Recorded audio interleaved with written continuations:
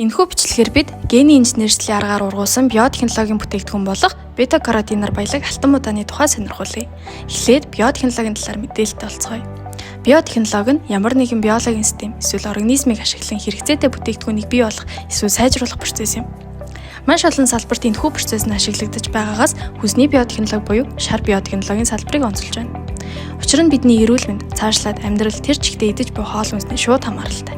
Биотехнологийн шинжлэх ухааны ололт амжилтын ачаар хүн төрөлхтөн, эко, аюулгүй, өссөн онцгой чанартай генийн өөрчлөлтөд бүтээгдэхүүнийг гаргах боломжтой болсон. Онцлон дурдвал шар биотехнологиг хүнсний бүтээгдэхүүний тоо хэмжээг ихсгэх, дижээлэх чанарыг сайжруулах, эсвэл ямар нэгэн өвчин төсвөртэй ургамал амьтны гаралтай хүнс бий болоход ашиглаж байгаа юм. Жишээлбэл А витамины дутагдлыг хүнсээр буюу ялангуяа генийн инженерчлэлд оруулсан будаагаар нөхөж болдог. А витамин дутагдсанаар хүний дархлааны систем болон хүүхдийн араа мууддаг байна. Цагаан будаа нь олон оронд, тэр дундаа Азийн орнд голлох хоол бөгөөд А витамины дутагдлыг нөхөх ашигтай амьдын магуулдаггүй учраас биотехнологичид алтан будааг гаргавжээ. Алтан будаа гэдэг нь цагаан будааны ген дээр бета-каротины нийлгэжүүлэгч генийг нэмж гаргасан нэгэн төрлийн гений өөрчлөлттэй будааны сорт юм. Тэгвэл бета-каротин гэж юу вэ?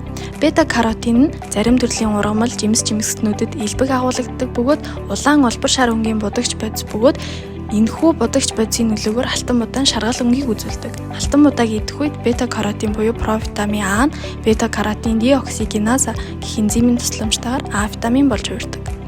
Бие махбодод бета-каротин буюу А витамин яагаад хэрэгтэй вэ? А витамин нь нүдний араа муудахаас сэргийлнэ, дархлаа сайжруулна, арьс солон үсний эрүүл чанарыг хадгалж, мөн эсийн хуваагдал, ясны өсөлтийг идэвхжүүлдэг. Сонирхуулахад алтан будаанд байгаль орчин дээлтэй, хүн малын хэрэгцээнд аюулгүй гэдгээрээ давуу талтай. Тэгвэл бүгдээрээ биотехнологийн аргаар алтан будааг гаргах үйл явцтай танилцъя.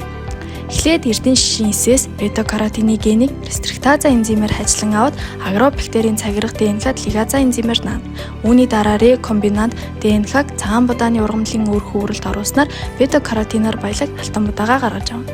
Ингээд ариутгсан өсвөрлөх орчинд будаагаа өсөх бөгөөд методсын явагдлаар хуваагддаг. Бид яагаад алтан будааг сонгож хэрэглэх нь зөв вэ? Юун төрөнд алтан будааны цагаан будаанаас ялгарх гол онцлог нь ердөө л бета-каротин буюу А витаминаар баялаг гэдгийг мэдсэн байх. Тиймээс нэг аяг алтан будааг хүнсэндээ хэрэглэснээр хүний өдрийн А витамины хэрэгцээний 30-50% хангаж чаддаг бөгөөд энэ хоёр нь үнэр амтны хувьд яг адил. Ингэснээр бид А витамины дутагдлаас сэргийлж чадах ба цагаан будааг голлон хэрэглэдэг Азийн улс орнуудад алтан будааг хэрэглэхийг зөвлөдөг. Нэмж хэлэхэд алтан будааны үүсэл хөгжил нь хамгийн анх 1990 онд А витамины дутагдлаас болж олон хүмүүс нас орж байсныг анзаарсан Германы доктор Инго Патрикус болон Питер Бейер нар алтан будааг гаргах санааг үнэлжээ. Тэд 8 жилийн турш хийсэн судалгааны үр дүн анх 2000 онд олон нийтэд зарласан бөгөөд 2004 онд анхны хэрийн туршилтыг Америкийн нэгдсэн улсад хийсэн. Энэхүү туршилтын явцад бета-каротины хэмжээ бага байсан учраас Golden Rice 2 төслийг 2005 онд эхлүүлсэн. Энэ төсөл нь будаан дахь бета-каротиныг 23% ихсгэсэн бөгөөд нэмэлт туршилтыг Бангладеш, Филиппин улсад хийсэн. Эдгээрээс Филиппин улсад алтан будааны туршилт одоогоор хамгийн өргөн цар хүрээнд явагдаж байгаа бөгөөд анхны алтан будааг борлуулах зөвшөөрөлтөй болсон юм а.